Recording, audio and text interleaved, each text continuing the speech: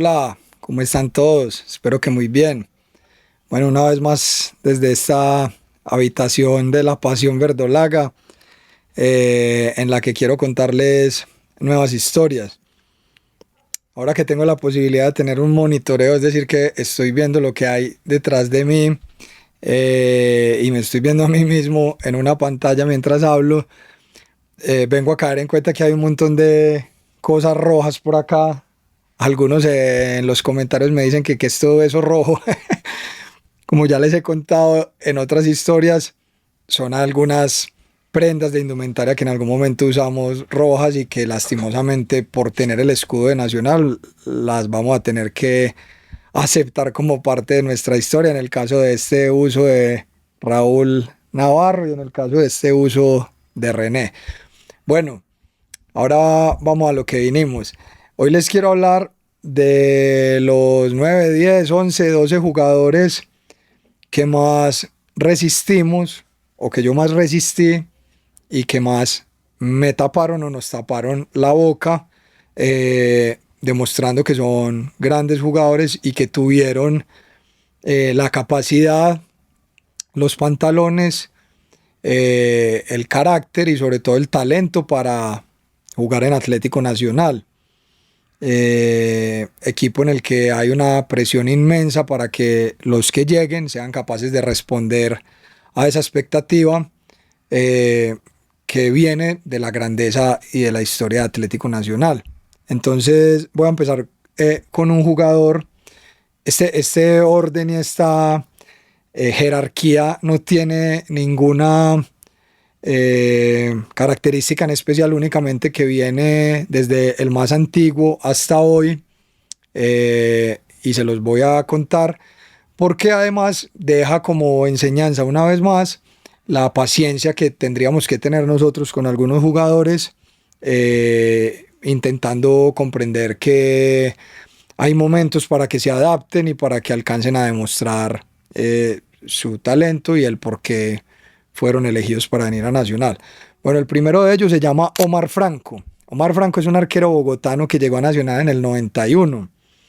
Yo me acuerdo que siendo yo un niño hubo una polémica no muy grande, porque en ese momento el regionalismo, digamos que aunque existía y estaba muy incrustado en nuestra sociedad lastimosamente y también en el ámbito deportivo, digamos que la resistencia hacia Omar Franco se dio porque era un jugador bogotano y porque era un jugador que venía de Millonarios. Entonces a todos nosotros y al medio en general le pareció que era un jugador que no tenía pergaminos para venir. Había sido campeón con Millonarios en el 88 y cuando llegó fue muy resistido. Omar Franco tiene una prenda de vestir que yo he buscado toda mi vida, no he visto que nadie más la tenga. Para mí es una especie de santo grial, porque es un buzo morado que él usó durante toda la campaña del 91. Acá se los voy a mostrar, ojalá lo pueda encontrar. Es una foto muy fácil de encontrar ahí en Google de Omar Franco, que yo no he podido conseguir, y además no he podido localizar a Omar Franco en ningún lado. Le he preguntado a muchos jugadores, exjugadores, y no ha sido fácil para preguntarle si de pronto lo tiene y cuánta plata me va a pedir. Bueno, de Omar Franco tengo este buzo. Este es un buzo, algo así como de presentación de la foto que se tomaron los jugadores de la nómina del plantel y la campaña del 93-94.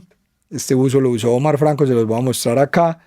Lo pude conseguir y es muy valioso, pero no es el buzo tan buscado por los coleccionistas, morado, Torino, además porque es uno de los pocos buzos marca Torino de arquero y que es muy codiciado, pero no hemos podido encontrar. Si alguien sabe cómo llegar a Omar Franco, por favor escríbame aquí en los comentarios. Un arquero que terminó siendo muy talentoso, que nos dio un título y que además tengo un recuerdo muy especial porque en la transmisión del Paisita Munera Isman, yo me acuerdo que el reportero del Paisita que estaba dando la vuelta olímpica le pone el micrófono y Omar Franco estaba llorando, como saludando a su esposa y a sus hijas o a su hija, como mi amor, hija, las amo, soy campeón, llorando, muy conmovido. Creo que lo merecíamos, hicimos un trabajo muy importante y bueno, para esta afición que que respalda de esa manera este fútbol aquí en Colombia. Entonces es un jugador que vino como sin muchos pergaminos, resistido y terminó siendo figura en ese campeonato muy recordado del 91. Bueno, ahora vamos a hablar de un jugador muy recordado por todos que se llama Aquivaldo Mosquera. Aquivaldo es un jugador que venía de las divisiones menores y que por allá en el 2000, 2001, 2002 empezó como a ganarse un puesto como defensor central, pero lastimosamente Aquivaldo al principio no le fue muy bien, era muy errático en su manera de jugar, muy inseguro en su posición.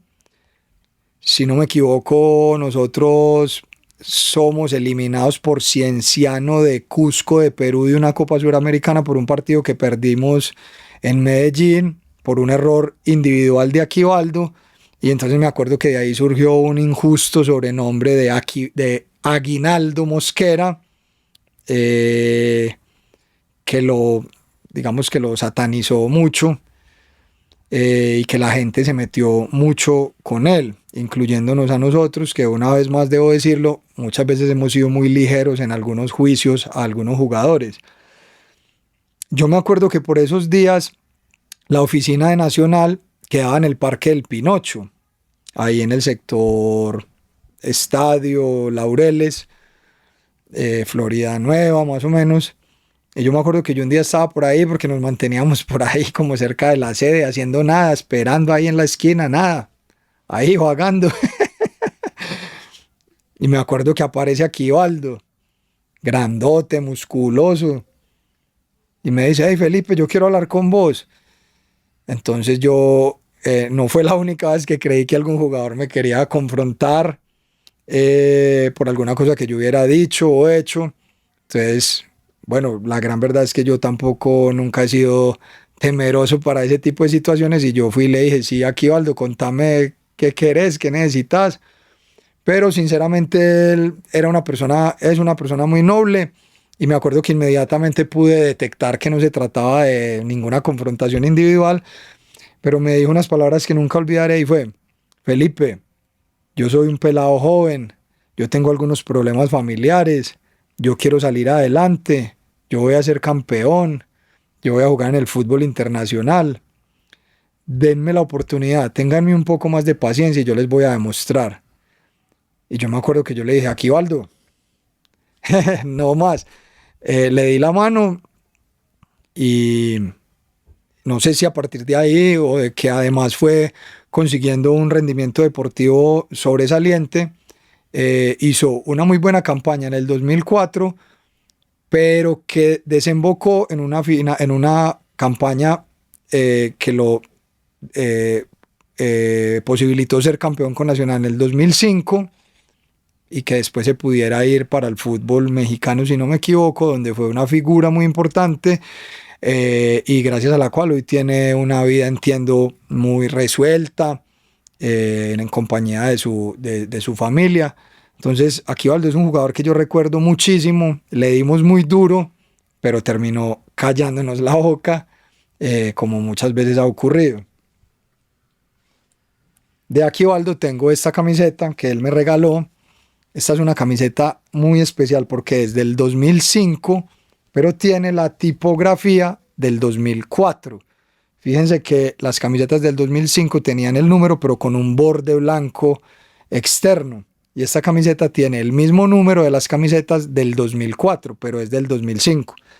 Me acuerdo que es después de un clásico, yo logro entrar a la cancha, me meto a la entrada del camerino, se la pido y él me dice: pero dame la tuya. Y yo tenía una camiseta de la Barra, con una de las pinturas, ilustraciones que teníamos, y yo me la quito y se la entrego.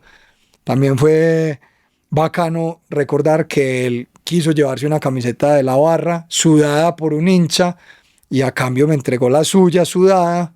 Ya habíamos tenido ese encuentro en el que él me había pedido eso, y que finalmente al año siguiente lo sacó campeón, figura, porque Aquivaldo se volvió una figura y un estandarte de nosotros, en compañía después con Humberto Mendoza y con algunos otros que no recuerdo. Y bueno, un gran recuerdo de Aquivaldo, que que terminó siendo figura de Nacional y después figura del fútbol internacional. En el 2011 me acuerdo que empezaba un torneo más bajo la dirección del profe Santiago Escobar, hermano de nuestro ídolo eterno inmortal número 2 Andrés Escobar, y recuerdo que habían anunciado la llegada del caballito Rentería.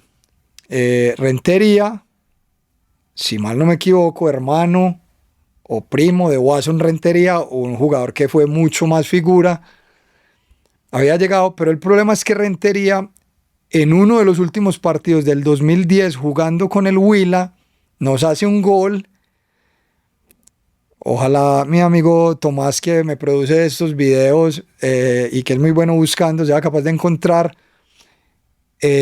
un gol en el segundo semestre del 2010. Yo no sé si ganamos, si perdimos o empatamos ese partido contra el Huila en Neiva, y Rentería nos hace un gol y se va para el tiro de esquina y nos lo celebra cogiendo el banderín del tiro de esquina como si fuera una bandera y bueno, le hizo un gol a Nacional. Obviamente tenía razones para celebrar, pero a nosotros no nos gustó, inmaduros y un poco más torpes hace muchos años. Entonces recuerdo que cuando él regresa a Nacional, porque el profe Santiago lo trae, nosotros le decimos al profe Sachi, con quien habíamos tenido un problema y un inconveniente años atrás, y ahí nos habíamos reconciliado, le decimos: profe, por favor ayúdenos, que Rentería le debe una disculpa a la hinchada de Nacional, porque nos restregó un gol. Más allá de que estaba festejando un gol con su equipo, yo creo que intentaba como burlarse pues más de la cuenta de nosotros. No sé por qué lo interpretamos, pero el profe Santiago estuvo de acuerdo. Y me acuerdo que a través del comunicador social de ese entonces, gran amigo nuestro Ramón Pinilla, le pidieron a RCN, esto sí sé que es muy difícil que Tomás lo encuentre, pero ojalá, él es muy bueno buscando cosas, en RCN le hacen una entrevista ahí en Guarne, y Rentería dice: yo le quiero pedir perdón a la hinchada nacional, sobre todo a los del sur, porque hace un tiempo no sé si los ofendí o los molesté, en fin, y les quiero pedir disculpas, y yo voy a ser goleador del equipo. También lo hablamos con él y él dijo: yo voy a ser goleador del equipo, y a nosotros nos encanta que nos prometan y que nos encaren y que nos digan lo que van a hacer y que fuera de eso lo cumplan, porque nos fascina que nos callen la boca. Y efectivamente Rentería fue goleador de ese torneo, que ganamos a penaltis contra la Equidad en Medellín. Pero recordemos que antes tuvimos que eliminar al Cali en Cúcuta. Ya Rentería era figura de Nacional, era goleador. Me acuerdo que en la celebración, en ese partido, cuando la ciudad de Cúcuta nos abre sus puertas muy hospitalariamente, porque no habíamos podido jugar en Medellín porque el estadio tenía unas adecuaciones por el mundial, por un mundial juvenil. Entonces nos fuimos para Cúcuta, ya eliminamos al Cali y Rentería tira esta camiseta, la popular, que posteriormente llega a mis manos. Rentería, un gran jugador, goleador, que nos cayó la boca y que nos demostró toda su capacidad. Bueno, ahora les voy a hablar de 3 o 4 jugadores juntos, hacen parte como de una misma saga de jugadores que fueron muy resistidos por nosotros. Ya lo he mencionado muchas veces, pero me gusta mencionarlo porque siento que siempre va a haber un aprendizaje, y cada que uno lo nombra más aprende, y cada que uno habla de la situación más enseñanzas deja. Digamos que en la psicología y en el psicoanálisis hay un dicho, y es que cuando uno nombra el problema ya lo está enfrentando, ya lo está tramitando, ya está lidiando con él. Entonces a mí me encanta decir todo el tiempo las veces que nos hemos equivocado para intentar corregirlo. Entonces, bueno, llega el momento en el que nos traen a un escaparate muy extraño, sin ningún pergamino, para que juegue en Nacional, que se llamaba Franco Armani, y que ya todos saben la historia con Armani, todo lo que nos cayó la boca, porque en un partido, en unos penales contra Chico, creo, no tapó ni medio penal. Entonces nos dio mucha rabia y se empezó a crear toda una movida de resistencia con él, que ya les he contado, que menos mal terminó en que nos callara la boca, pero rotundamente. Pero es una nueva excusa para recordar la grandeza de Franco, su capacidad de sobreponerse, y demostrarles una prenda que creo que no les mostré en el video de Armani, que lo pueden buscar acá, que fue uno de los videos que subí el año pasado y que me gustaría que lo sigan viendo porque va a ser siempre honrar la carrera y el paso de Armani por Nacional. Entonces de Armani está este buzo de entrenamiento, 2017, si no estoy mal, un buzo, me parece importante tenerlo porque pues muestra, es símbolo del esfuerzo de él, porque el esfuerzo de los jugadores se construye en los entrenamientos para después demostrar en la competición. Entonces bueno, un buzo muy importante de Armani. Junto a este otro que ya les he mostrado muchas veces, pero que me encanta mostrarlo siempre, y es este que me regaló después de ganar en Bogotá la final contra Santa Fe en el Campinazo de junio del 2013. Bueno, ahí se viene como una trilogía de jugadores y son Enríquez, Mejía y Farid Díaz. Todavía me parece increíble que algún día hayamos sacado un panfleto como a los 4 o 5 meses de que ellos llegaron, que lo hablé acá con Alexis Enríquez, que fuimos muy precipitados en el que pedíamos la salida. No recuerdo si de Mejía, porque Mejía siempre fue muy regular, es decir, regularidad, es decir, un promedio de rendimiento casi siempre constantemente bueno. Entonces yo no me acuerdo si de Mejía nosotros pedíamos la salida, yo no creo, pero sí estoy seguro que de Farid Díaz y de Enríquez había un panfleto que nosotros sacamos pidiendo la salida de ellos, que un año siguiente nos empezaron a callar la boca y nos la callaron como por 10 años seguidos. Yo no sé si para cuando este contenido salga ya habrá salido, creo que sí, una entrevista que hice con Magnelli, y Magnelli nos dice el porqué de Farid, el porqué de su capacidad, de su temperamento, de convertirse en un guerrero silencioso después de haber llegado como un refuerzo que nadie sabía quién era ni a qué había venido, y que no venía como acompañado de ningún pergamino, pero terminó rompiéndola. De Farid tengo esta camiseta muy valiosa de Japón, de nuestra visita al Mundial de Clubes, pero también tengo esta camiseta nada más y nada menos que la de la final de la Libertadores. Esto es todo un tesoro y un privilegio. Lastimosamente en el mundo de los coleccionistas hay muchas personas que tienen camisetas que no son de la final, porque son fabricadas y fueron vendidas y se hicieron pasar por esa prenda, pero no lo es. Esta vino de manos de Farid, entonces pues obviamente está garantizada su procedencia y su originalidad. De Farid también, gran lateral recordado por todos nosotros por su temperamento, su competitividad. Esta camiseta que fue la segunda o tercera del 2015. Libertadores. Como también les mencioné a Mejía, que no es que nos haya callado la boca, y aunque siempre fue muy regular y siempre tuvo un rendimiento sobresaliente, como venía de Once Caldas y del Quindío y no tenía tampoco muchos pergaminos, también es una persona que terminó callándonos la boca y a quien le dedicaré un capítulo, ojalá muy pronto. Esta camiseta de Mejía, de diciembre del 2015, en esos partidos finales contra Medellín y Junior. También esa camiseta de Mejía, pero ya del 2015. Y como Enríquez ya mostré tanto y hablé la vez pasada con él, pero una vez más para recordar esta, que también es la camiseta, la segunda o tercera del 2015, pero que es una camiseta rara que me gusta mostrar, de Alexis Enríquez, que es uno de los jugadores que en el capítulo pasado Magnelli les contó el por qué considera que Enríquez es tan capo, y que todos estamos de acuerdo, y que es un honor y un orgullo para mí poder contar con su amistad y haberlo tenido acá conversando para ustedes. Bueno, y obviamente sin mencionar que estos jugadores se ganaron nada más y nada menos que un montón de campeonatos y nada más y nada menos que una Copa Libertadores para Atlético Nacional, todos titulares en su posición. Tanto Armani como Enríquez, como Farid Díaz, como Mejía. Bueno, otro jugador que no tuvo tanta relevancia en Nacional, pero que yo lo respeto mucho, se llama Sherman Cárdenas. Cuando Sherman vino, esto lo tenés que cortar y pegar. Cuando Sherman llegó, yo me acuerdo muy bien que yo le escribo al profe Osorio y le digo, profe, y también al presi de la Cuesta, profe, presi,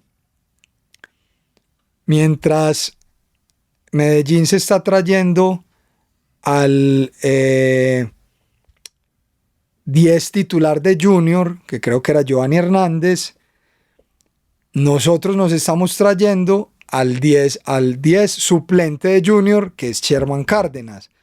¿Cómo demonios vamos a traer a un jugador suplente en su posición y que es un jugador que no tiene, tampoco viene como acompañado de muchos buenos antecedentes, y porque digamos que solamente había tenido como algún rendimiento positivo en Bucaramanga, que es un equipo que pues por supuesto para nosotros no es referente deportivo ni institucional para traer jugadores que hayan pasado por ahí?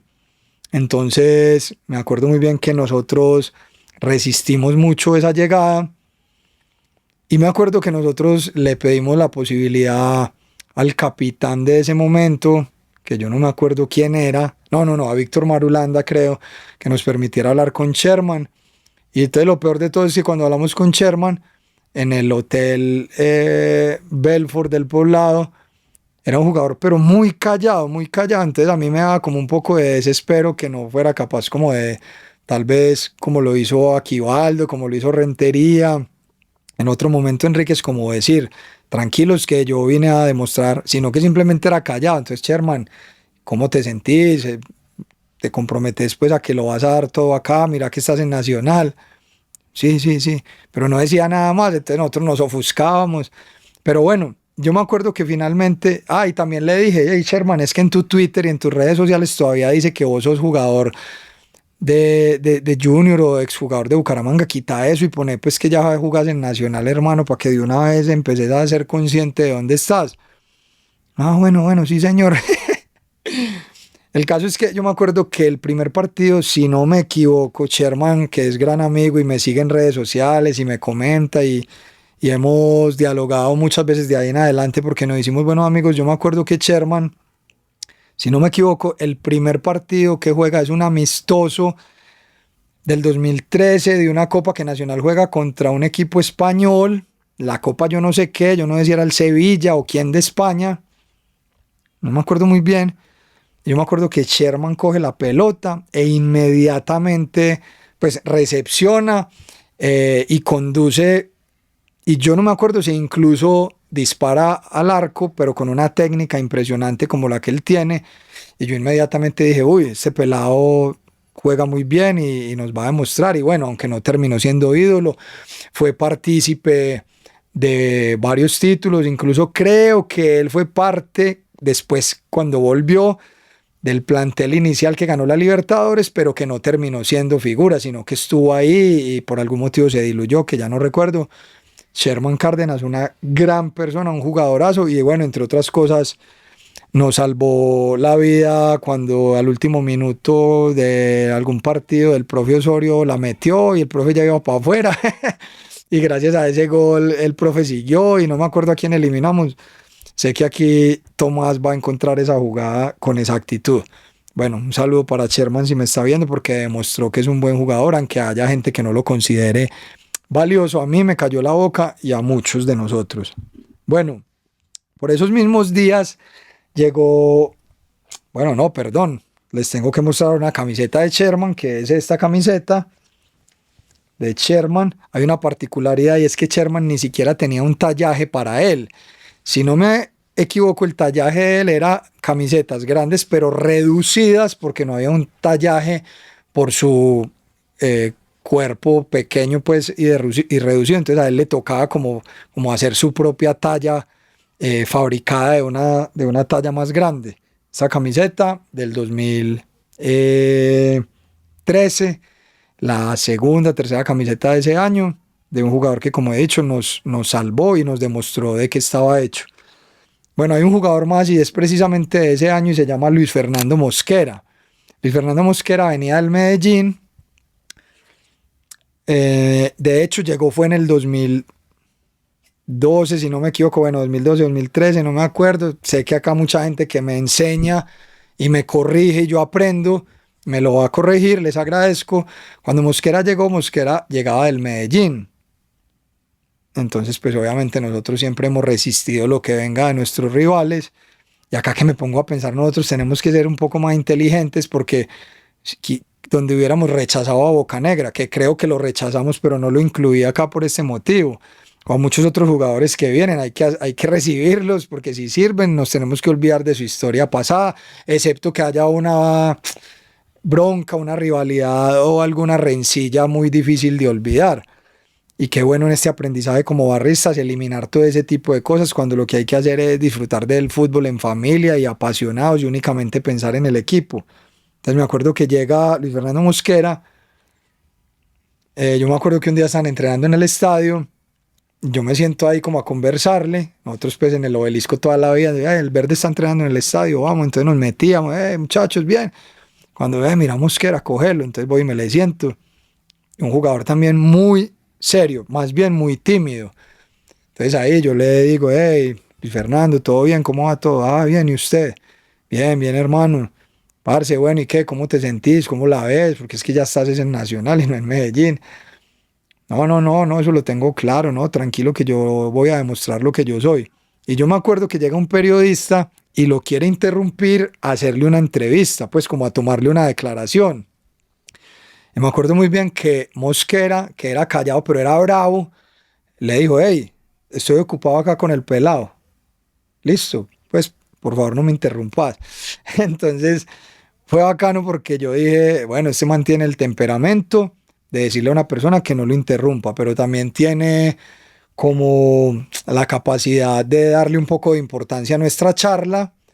Él, pues yo me le presenté, le dije quién era y respetó pues el diálogo que estábamos teniendo en el que él me dijo que la iba a romper.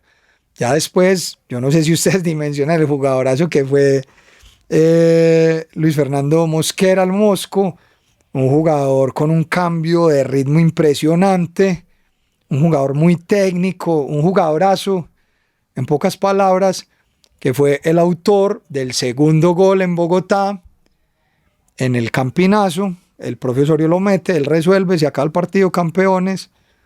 Yo no me acuerdo qué pasó después. Él salió diciendo, no, ya no quiero estar acá porque sufrí un poco al principio o estuve incómodo al principio porque hubo cierta resistencia con él. Pero él siendo campeón ya todos nos íbamos a olvidar de cualquier cosa y todos íbamos a querer que siguiera. Yo me acuerdo que el profe le suplicó para que se quedara porque era un re contra crack. Lastimosamente terminó yendo, todo el mundo le rogó y bueno, por ahí nos saludamos en Instagram, me dice que está creo que en el Valle con proyectos deportivos, un jugadorazo pero impresionante. Y de él tengo esta camiseta precisamente de ese partido, de la final contra Santa Fe, firmada por él, no se está viendo, queda así por el brillo, no, bueno, una camiseta de un crack resistido al principio, pero valorado al final y que, bueno, no terminó siendo un ídolo de Nacional, pero fue partícipe de ese título con muchísima capacidad técnica y temperamento. Ahora les voy a contar la historia de dos jugadores de una misma nacionalidad que nos callaron la boca. Ellos son dos jugadores venezolanos. Uno de ellos, por supuesto, es el Lobito Guerra, pero otro es el jugador Jorge el Zurdo Rojas. Resulta que cuando Nacional acaba con la era de los puros criollos, por allá en el 2003-2004, después de muchos años, casi 10 y pico de años, de 15 a 20 años que duramos la era de los puros criollos desde el 87 hasta el 2003-2004, el primer jugador que trae Nacional extranjero es un venezolano.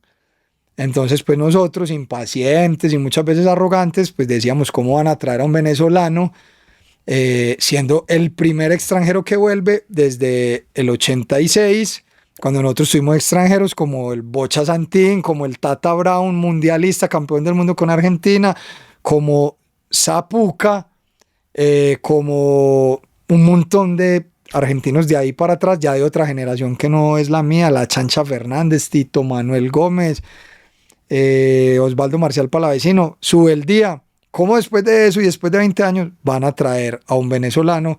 Ya que Venezuela no tiene fútbol tan competitivo, dice uno pues o decía uno en ese momento, todos sabemos que Venezuela ha crecido, pero bueno, nos traen a un jugador ahí que resultó ser un jugadorazo, un zurdo con mucha técnica y que terminó siendo subcampeón del 2004 y si no me equivoco, que hay veces me equivoco mucho, campeón del 2005.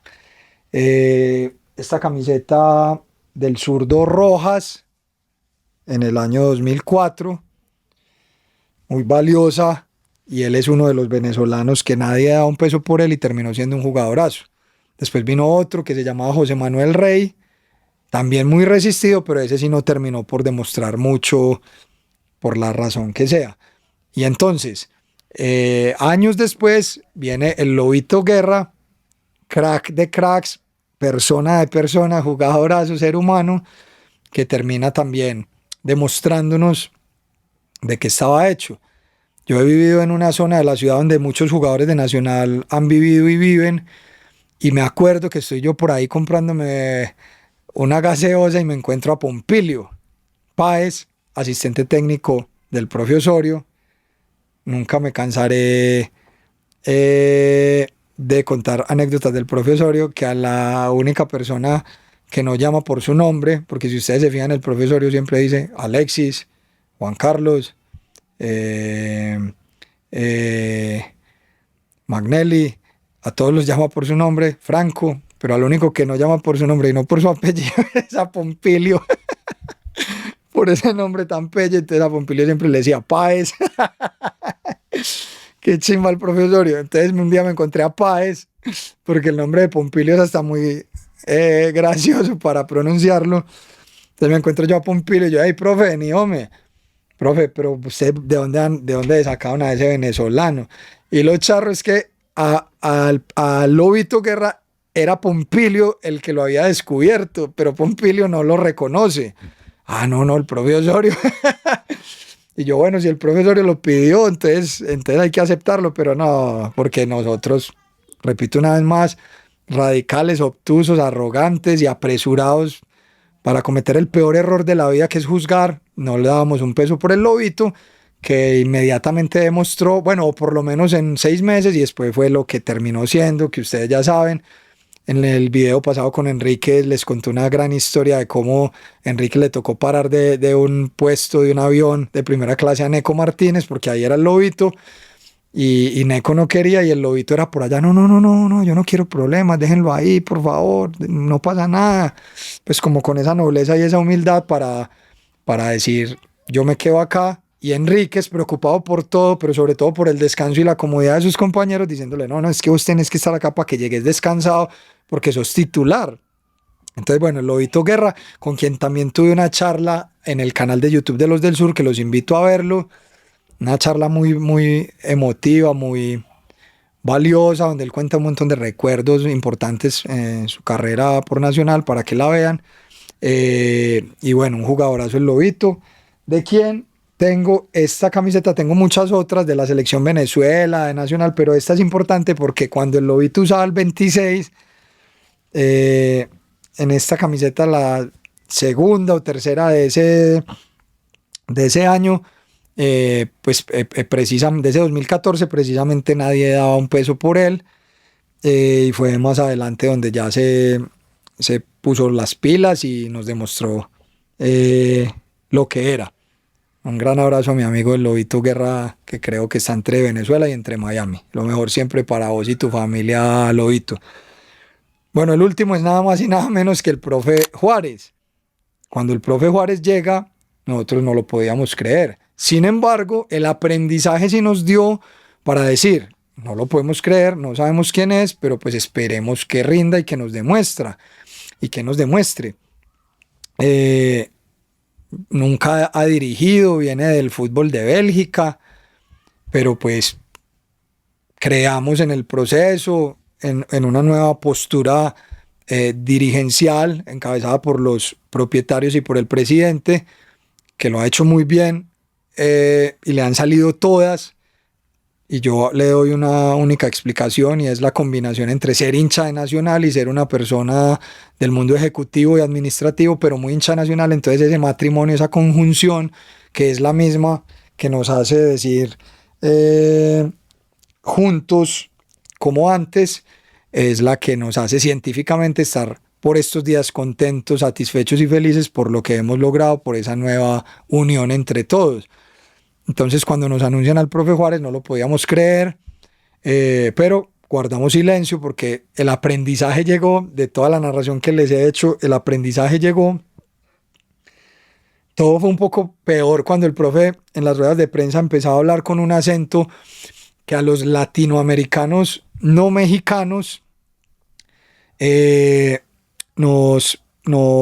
nunca nos ha gustado tanto cuando se trata de fútbol, porque como ellos en algunos momentos dicen fútbol y no fútbol, entonces fútbol a muchos nos hacía crear una resistencia porque sonaba como fútbol americano, como otra cosa, porque para todos nosotros es fútbol, o como diría Messi, fútbol o fútbol. Entonces era una resistencia total con él, pero con el aprendizaje, la prudencia y la sabiduría adquirida, dijimos, hay que esperar a ver qué pasa. Sin embargo, pues empezamos como a preguntarle a los jugadores y no, Pipe, el hombre se las trae, el hombre sabe, y fuera de eso sabe manejar el grupo, y fuera de eso sabe cómo es la cosa pues cómo se convive, cómo crear una empatía, cómo crear un equipo de trabajo no solamente desde el conocimiento que lo tiene, sino además desde el manejo de grupo, desde lo humano, desde lo estratégico, que no se le escape nada.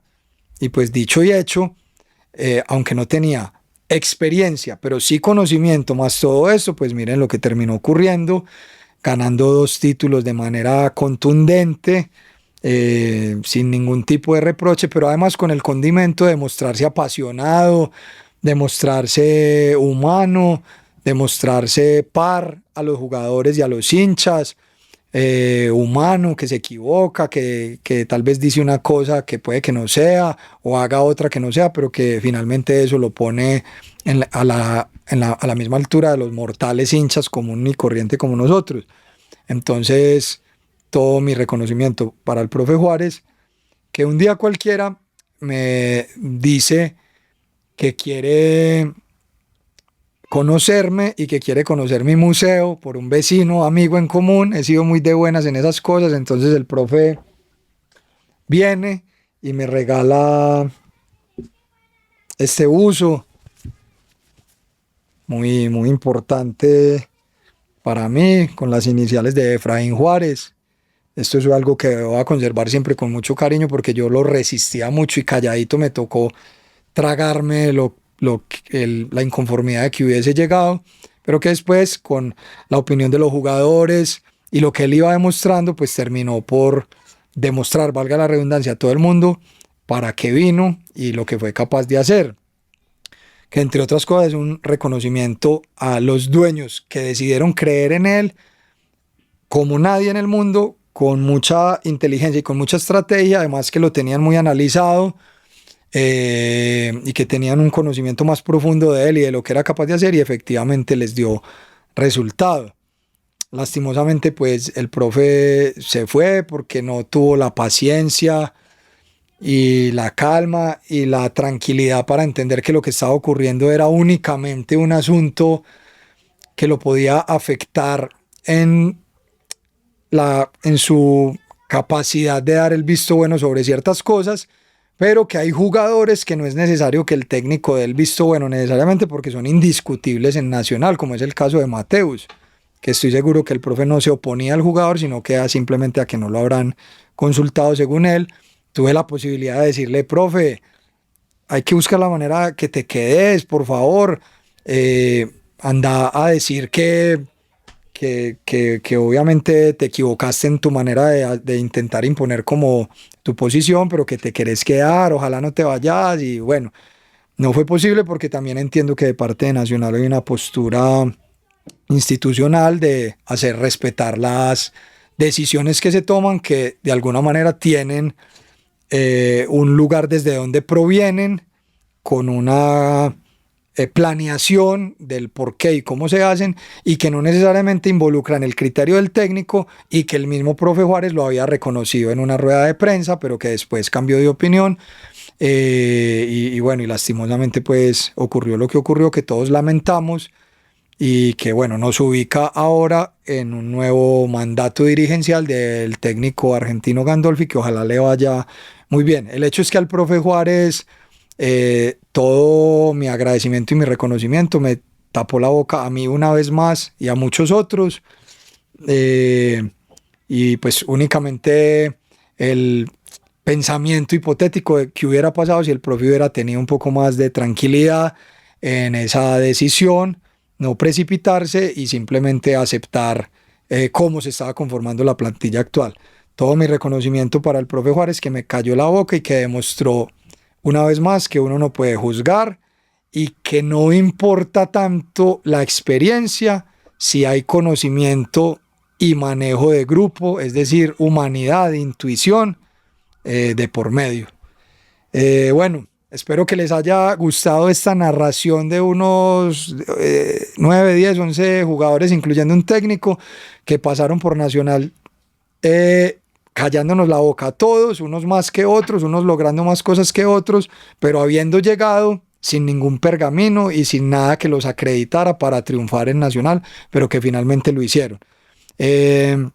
Espero les haya gustado este capítulo de mi canal de YouTube. Agradezco a mi amigo y compañero Tomás Fernández, que me produce estos videos y que puede producir el tuyo si querés. Si querés tener tu canal o querés algún contenido audiovisual, le escribís. Acá te va a poner Tomás Fernández, ahí le puedes escribir. Y gracias a él tenemos estos videos tan bacanos que ustedes están recibiendo de mi parte y desde mi casa. Un abrazo para todos y nos vemos en la próxima. Chao.